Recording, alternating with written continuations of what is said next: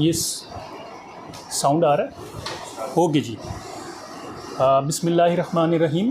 हम बाकायदा तौर पर आज अपना जो है ये बार वोकेशनल कोर्स जो है इसके हवाले से जो ये आपका लेक्चर है रिगार्डिंग लीगल रिसर्च जो है मैं आप लोगों के लिए जो है वो इंशाल्लाह आज इस पे हम डिस्कशन करेंगे कि ये लीगल रिसर्च है क्या, आखिर लीगल रिसर्च का जो है वो मकसद क्या है और ये क्यों जो है वो इतनी इम्पॉर्टेंट है। सबसे पहले तो हमने इसमें ये देखना है कि रिसर्च होती क्या है, ये ज़रूरी क्यों है, रिसर्च जो है वो और लीगल रिसर्च क्यों ज़रूरी है। बीइंग एज ए लॉयर जो है वो आपके लिए रिसर्च जो है it is very much important, it is massive important. तो जो रिसर्च है सबसे पहले तो आप लोग बताएंगे कि रिसर्च एक्चुअली है क्या, कोई बताना पसंद करेगा भाई? कोई भी हमें इशू नज़र आ रहा हो तो उसको सॉल्व करने के लिए हम उसका कोई वे कोई मेथड इसमें क्या ऐसी प्रॉब्लम है उस पर रिसर्च की जाती है, उस पर रिसर्च की जाती है। अच्छा, और कोई भाई? नॉलेज को इन्हांस करने के लिए। अच्छा, बेसिकली हमारे पास जो रिसर्च होती है ना वो होती है फ्रॉम अननोन टू नोन, किसी चीज़ के बारे में मज़ीद उसको क्लैरिफाई करना। ठीक हो गया। Scientific investigations. तो जो हमारे पास रिसर्च है वो हमारे पास एक बहुत कॉर्नरस्टोन हम उसको कह सकते हैं, बहुत ज़्यादा इम्पॉर्टेंट कह सकते हैं इस लॉ की फील्ड में, बिकॉज़ हमें इसमें हमेशा जो है वो अपग्रेडेड नॉलेज की ज़रूरत पड़ती है regarding the circumstances are concern. It is very much important that you must be well aware about the upgraded loss. अगर आप जो हैं वो अपने नॉलेज को मेंटेन नहीं रखते तो फिर it means that it will be very much lethal for you. आप जो है वो इससे नुकसान करेंगे, अपना भी नुकसान हो सकता है। और ज़ाहिर सी बात है जो क्लाइंट होगा अगर हम अपग्रेडेड नॉलेज नहीं होगा तो वो ज़ाहिर सी बात है हम जो है उसमें नुकसान ज़रूर उठाएंगे। फर्दर मोर हमने ये देखना है कि हमने अपनी रिसर्च को इन्हांस कैसे करना है, इसमें क्या तरीक़ेकार, इसकी रिसर्च मेथडोलॉजी क्या है, और लीगल रिसर्च जो है वो हमारे पास जो है वो हमने करनी किस तरीके से है। जी समझ आ रही है जी। बेसिकली रिसर्च की अगर हम एक बुकिश डेफिनेशन देख लें या देसी अल्फाज में इसको छोटे तरीके से अगर डिफ़ाइन करें तो ये हमारे पास है साइंटिफिक सर्च फॉर नॉलेज। फिर दूसरी डेफिनेशन भी है, इसमें हम कह सकते हैं फ्रॉम अननोन टू नोन, किसी चीज़ के बारे में हमें नहीं पता लेकिन हम जो है उसको जानने की कोशिश करते हैं। ठीक हो गया। इसको और भी हम मोर क्लैरिफाई करें तो हम कह सकते हैं an art for scientific investigation. जी, इसमें जो हमारे पास सबसे ज़्यादा इम्पॉर्टेंट चीज़ है वो हमने ये देखनी है कि भाई हमने लीगल रिसर्च करनी किस तरीके से, हमें लीगल रिसर्च के जो रोड मैप है वो कैसे होने चाहिए। उसमें सबसे पहले तो हमें यही देखना है कि भाई हमने करना क्या है। केस आ गया हमारे पास, हमने उसकी नौइयत देखते हुए अब हमारे पास चीज़ें क्या चीज़ें इंपॉर्टेंट हैं। सबसे पहले the main important thing in the regarding the research methodology of legal research, जो हमारे पास रोड मैप है उसमें सबसे इंपॉर्टेंट चीज़ है आपके स्टैट्यूट्स, आपका लॉ, कि वो क्या रहा है, लॉ है क्या। अगर आपके पास पार्टीशन की एक दरख्वास्त आती है, आप पार्टीशन करवाना चाहते हैं किसी लैंड को, तो सबसे पहले आपको पता होना चाहिए कि भाई हमने 135 के तहत जो दरख्वास्त देनी है उसका प्रॉपर मैकेनिज़्म क्या है। ठीक है ना। बाकी चीज़ें तो हमने बाद में देखनी है लेकिन हमें लॉ का तो पता हो। जिस तरह के हमारे पास मुख्तलिफ एक आपको पता, अगर आप क्रिमिनल साइड पर जाना चाहते हैं या आप जो है सिविल साइड में आपको अपग्रेडेड मुकम्मल एक लॉ का तो पता हो कि इसका प्रोसीजर क्या है। सबसे पहले तो आपने स्टैचू को पढ़ना है, आपका आधा काम तो वहाँ से ही हो जाएगा, आपको पता लग जाएगा कि इसमें है क्या चीज़ मौजूद। गॉट इट जी, समझ आ रही है। सेकेंड इंपॉर्टेंट चीज़ जो है इसमें वो आपके हैं जी प्रेसिडेंट। आपको पता है जी प्रेसिडेंट्स, केस लॉज, आप देसी अल्फाज में उसको कह सकते हैं जी केस लॉज हैं हमारे पास। अब केस लॉज में भी आपने हिरार्की देखनी है, ये नहीं देखना कि जनाब आपने हेड नोट्स पढ़ लिए और आपने जाके जनाब जी दे दिया। समटाइम्स ऐसा भी होता है सिर्फ हेड नोट पढ़कर आपने दिए और जनाब वो आप अपने ही खिलाफ जो है वो केस लॉ लेकर जा रहे होते हैं। So you should B well aware, आपको मुकम्मल तौर पर पता होना चाहिए कि ये किसके लिए है, इसमें क्या आपका पॉइंट आपको जो है वो बेहतर तरीके से आपकी जो है वो कोर्ट में आपके साथ स्टैंड होगा। ठीक है ना, ऐसा ना हो कि वो आपके ही खिलाफ जा रहा हो जो आप पॉइंट जो है वो प्रेजेंट कर रहे हैं। ठीक हो गया, ये दो चीज़ें, स्टैचू और प्रेसिडेंट्स। और थर्ड इंपॉर्टेंट चीज़ डिक्शनरी। अब मैं आपको कह रहा हूँ कि डिक्शनरी, आप कहेंगे सर डिक्शनरी की क्या ज़रूरत है जनाब, डिक्शनरी हमने क्यों यूज़ करनी है? So dictionary is very much important because हम लोग जो हैं जो डिफरेंट वर्ड्स होते हैं वी आर नॉट अवेयर, हम जो है वो उसका हमें नहीं पता होता कि इनके मीनिंग्स क्या हैं, लीगल मीनिंग्स क्या हैं। हमने बचपन से अब तक जो है वो एकेडमिक पर्पसेस की अंग्रेज़ी पढ़ी होती है। इंग्लिश में एक सब्जेक्ट पढ़ाया जाता है इंग्लिश फॉर स्पेसिफिक पर्पसेस, कि बिज़नेस की अलहदा अंग्रेज़ी है, मेडिकल की फील्ड की अलहदा अंग्रेज़ी है और जो लॉ है उसकी अलहदा अंग्रेज़ी है। तो आपको मुश्किल अल्फाज जो आपको आएंगे पढ़ने के लिए, आपको एक मैं ये कहूँगा for your good communication skills, research के लिए भी आपको ये लाजमन जो है ये आने चाहिए। ये डिक्शनरी का इस्तेमाल जो है वो आपको पता हो, लीगल डिक्शनरी होनी चाहिए। आप नहीं भी अगर बाय करते तो गूगल पे जो है वो आपको मीनिंग पता लग जाएंगे। Got it boys? Yes. Further more जो है वो हमारे पास बुक्स जो हैं बुक्स हैं हमारे पास जो हमने अगर केस लॉज भी देखने हैं तो पाकिस्तान लॉ साइट है आपके पास, आप यहाँ पर आकर बुक्स भी सर्च कर सकते हैं। लाइब्रेरी का प्रॉपर इस्तेमाल किया जाए, आप जो है वो कंप्यूटर का प्रॉपर इस्तेमाल करते हुए जो है वो केस लॉज को ढूंढ सकते हैं। इसके साथ जो मेन इंपॉर्टेंट चीज़ है वो ये है कि आपका use of computer, you should B well aware of the use of computer. आपको कंप्यूटर का इस्तेमाल आना चाहिए, आपको जो है वो MS ऑफिस का जो है वो इस्तेमाल भी साथ आना चाहिए कि आप वर्ड को किस तरह इस्तेमाल करेंगे। अगर आपने कोई रिसर्च लिखनी है, कुछ चीज़ें जो हैं वो ढूंढनी भी हैं, तो आपको गूगल भी इस्तेमाल करना आना चाहिए।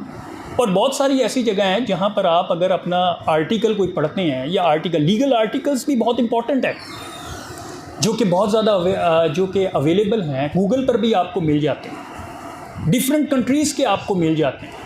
उसमें फिर आप देखें, आप जब एक दो आर्टिकल्स आप पाकिस्तान के पढ़ेंगे उसी सेम जो है वो इशू से रिलेटेड, और कुछ फॉरेन कंट्रीज़ के पढ़ेंगे तो आपको मज़ीद पॉइंट ऑफ व्यू जो है वो क्लियर होता जाएगा। बेसिकली इम्पॉर्टेंट चीज़ ये है कि जब हमारे पास कोई केस आता है, लीगल रिसर्च इसलिए ज़रूरी है कि fair is foul and foul is fair. जो दिखता है वो आपको नज़र नहीं आ रहा होता प्रॉपर तौर पर। अगर आप लीगल रिसर्च करेंगे तो आपको पता लगेगा कि इसमें मेरे लिए मेरी साइड पे कौन से पॉइंट्स हैं और मुझे किन का जवाब देना है, क्या मेरे केस के लिए बेटर है, क्या जो है। फिर आपके पास knowledge is a power, knowledge is a power. और लॉयर के लिए जो है वो सबसे इम्पॉर्टेंट जो उसकी ज्वेलरी है, सबसे इम्पॉर्टेंट जो उसने कुछ करना है वो उसका नॉलेज है। An upgraded knowledge. I put stress on the upgraded knowledge. Otherwise, you will not survive. Positively, मैं ये आपको कहूँगा कि जितना आप पढ़ेंगे, it will be better for you. ठीक हो गया जी। ये वो चीज़ें थीं जिसमें हमें लीगल रिसर्च जो है एक हमारे पास बहुत इम्पॉर्टेंट वर्थ रखता है। लीगल रिसर्च के अंदर आपको, जब तक आप लीगल रिसर्च नहीं करेंगे, आप प्रॉपर तौर पर केस जो है नहीं तैयार करें। प्रॉपर केस को पढ़ना, प्रॉपर केस के जो है वो आपने सर्कमस्टांसेस को देखना। अब ये भी आप देखेंगे अपनी जो है वो प्रॉपर आप अपनी प्रैक्टिस के अंदर कि जनाब हर केस के कुछ ना कुछ सर्कमस्टांसेस अलहदा ज़रूर होते हैं। आप जिस टेक्निक में अभी बैठे हैं ये भी एक रिसर्च की टेक्निक है. It is known as the ethnographic technique in research, कि आपको हमने प्रैक्टिकल नॉलेज पे लाके यहाँ पे जो है सारे जो है यहाँ पर आप अभी जो है जो न्यू इंटर्न्स हैं वो कोर्ट में भी जाते हैं. ऐसा ही है जी, ये एथनोग्राफिक टेक्निक है ताकि आप सीख सकें. आप अपनी क्वालिटीज़ को अभी से इन्हांस करना स्टार्ट करें.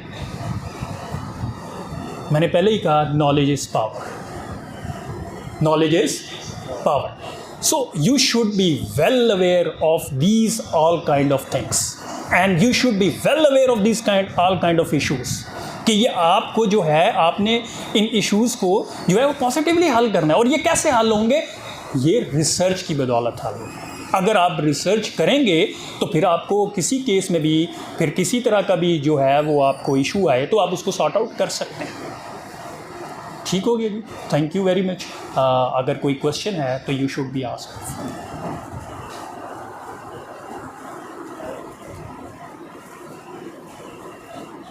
Everything is fine. Case laws के हवाले से कैसे रिसर्च करें? हाँ, केस लॉज के हवाले से देखें. केस लॉज जो हैं वो आपके पास हमारे पास एक तो सबसे बड़ा इशू ये है कि ये सबके लिए अवेलेबल नहीं है. ये पेड है, बट आपको केस लॉज के लिए यहाँ पर बुक्स भी अवेलेबल हैं. ठीक हो गया. आपके पास पाकिस्तान जो है वो लॉ साइट भी है. आप आके जो लाइब्रेरी का जो टाइम पीरियड है, आपके कोर्ट टाइम पीरियड जो है वो आप आके यहाँ पे सर्च कर सकते हैं. ठीक हो गया. आप उस हवाले से अगर आपके पास कोई केस है तो आप उसके हेड नोट्स निकाल के ले जाएं, उसको पढ़ें. लेकिन फिर मैं बताना चाहूँगा कि हेड नोट पढ़कर आपका काम नहीं होता. आपने अगर कोई केस लॉ अदालत में पेश करना है तो आपने उसको फुल पढ़ना है. And you must B underline these all जो उसमें सरकमस्टांसेस हैं. आपको पता होना चाहिए कि ये सरकमस्टांसेस जो हैं ये वाकई में मुझे सपोर्ट करते हैं या नहीं करते. ये जो चीज़ कोर्ट जो है जो ऑलरेडी सेट प्रेसिडेंट है, क्या ये मेरे जो है मेरे लिए बेटर है भी कि नहीं. ठीक हो गया ना. तो आपने बुक्स का भी इस्तेमाल करना है. आपको कुछ मशहूर जजमेंट जो है वो गूगल पे वैसे भी मिल जाएंगे. That is highly related to you. जो आपके पास भी स्टार्टिंग पॉइंट ऑफ व्यू से जो केसेस हैं आप उनको पढ़ेंगे तो आपको प्रॉपर तौर पर जो है वो उधर से गाइडलाइन बहुत अच्छी मिल जाएगी. जी, थैंक यू वेरी मच. ये बताया सर कि बुक्स हैं इतनी ज़्यादा, अब हमें कोई रेलेवेंट जजमेंट चाहिए, उसके लिए क्या टूल्स टेक्निक्स हैं कि हम रेलेवेंट जजमेंट तक पहुँच सकें? हाँ, रेलिवेंट जजमेंट तक आप पहुँच सके. आप सही कह रहे हैं. देखें, इसमें सबसे इम्पॉर्टेंट बात यह है कि आपने देखना है कि आपकी क्वेरी क्या है, आपका इशू क्या है. सर्च करने के लिए आपके पास पाकिस्तान लॉ साइट पे टूल बार मौजूद है. बुक्स जी. क्रिमिनल मेजर एक्ट्स है, वहाँ से आप सेक्शन निकालेंगे. जिस सेक्शन पे आप FIR आ जाती है आपके पास एक 379 की या 380 की, आप क्रिमिनल मेजर एक्ट निकालेंगे. वहाँ पे सेक्शन 379 लिखा हुआ होगा. उसके आगे आपको केस लाज भी मिल जाएंगे, उसकी डिटेल भी मिल जाएगी. तो सब कुछ वहाँ से आपको मिल जी. जाएगा. जो नहीं अपग्रेडेड मैं सॉरी आपकी बात काट. देखिए ना, एक केस लॉ वाली बुक है फॉर एग्जांपल लगा PhD 2022, उसमें से अब आप कैसे वो रेलेवेंट पोर्शन वाली ये तो आपने पूरी हमें देखिए मेरी बात सुने. इसमें आपको पाकिस्तान लॉ साइट पे जाएंगे ना, वहाँ अपग्रेडेड लॉज होते हैं. आपको पहले तो पता होना चाहिए कि आपकी क्यूरी क्या है. मैंने फर्स्ट ऑफ ऑल आपको यही बताया है, PPC से रिलेटेड है, CPC से रिलेटेड है, जो लैंड रेवेन्यू एक्ट है उससे रिलेटेड है. कोई चीज़ जो अगर आप उसको पहले पढ़ें, मैंने कहा कि सबसे पहले the most important thing is the statue. The most important thing is the statue. Law है क्या, उसमें बेशुमार आपको नीचे जो है वो केस लॉज भी मिल जाएंगे उससे रेलिवेंट. फिर आप पाकिस्तान लॉ साइट पे जाए, आपको ईयरली वाइज मिल जाएंगे, आपको डेज वाइज जो है वहाँ पर जो है ये 2023 का है, ये 2022 का है, ये रिसेंट है. ठीक हो गया ना. ये ढूंढने में it is the research. Research यही है कि you must have to investigate something. अच्छा सर, लीगल रिसर्च के बारे में आप बता रहे हैं, इसके लिए यानी क्या ये यूरिस्प्रूडेंस आप कहना चाहते हैं, या हर सब्जेक्ट जो है कानून का हर के बारे अलग हम पढ़ें और उसकी रिसर्च. देखें, जिस नौइयत का आपके पास केस आएगा ना, ये एक केस से रिलेटेड है. अब स्टार्ट करना है तो आपको जो आपकी फील्ड है जिसमें आप जाते हैं, आपने जो भी करना है. अगर आप देखें आप सिविल का काम कर रहे हैं तो आपको सिविल पे ग्रिप होनी चाहिए. ठीक हो गया ना। अगर आप क्रिमिनल का वर्क कर रहे हैं तो आपको क्रिमिनल पे ग्रिप होनी चाहिए और उससे रिलेटेड जो लॉज हैं, देखिए आप क्रिमिनल पढ़ते हैं तो आपको पीपीसी का भी पता होना चाहिए, सीआरपीसी का भी पता होना चाहिए, उससे रिलेटेड जो high court rules and volumes हैं उसमें, जिस तरह आप फॉर एग्जांपल अगर आप आइडेंटिफिकेशन परेड का टॉपिक ले लें, ठीक हो गया ना। If you talk about the identification parade तो आपको पता होना चाहिए कि जनाब जी उसमें आपने QSO भी साथ में जो है वो पढ़नी है। फिर आपको पता होनी चाहिए कि उसमें जो हमारे पास पुलिस ऑर्डर है 1934 क्या कहता है, 2002 क्या कहता है, इन तमाम चीज़ों के बारे में आपको हाउ नाउ होनी चाहिए। और ये कैसे होंगे जब आपके पास जो है आपके पास कोई केस होगा। पहले तो आपने स्टैचू पढ़ना, you must be well aware of the statue.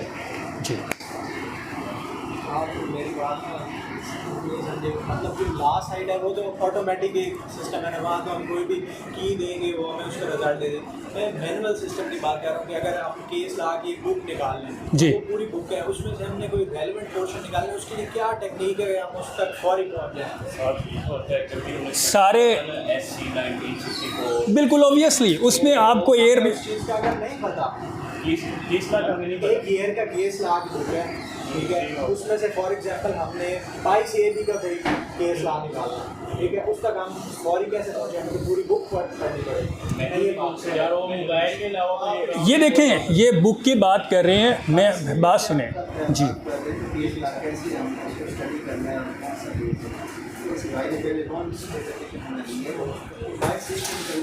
Section है ना 22 से 22 सेक्शन है, उसके आप डिस्कस करना है। आप वहाँ से जो है ना क्या सर्च करनी है, गूगल पे चले जाएं, Google obviously this is the first step. 22 से या मेजर एक्ट निकाले, 22 की मेजर एक्ट के साथ 10-20 पेज का पैदा वहाँ पे आपकी सर और आपके अगेंस्ट में या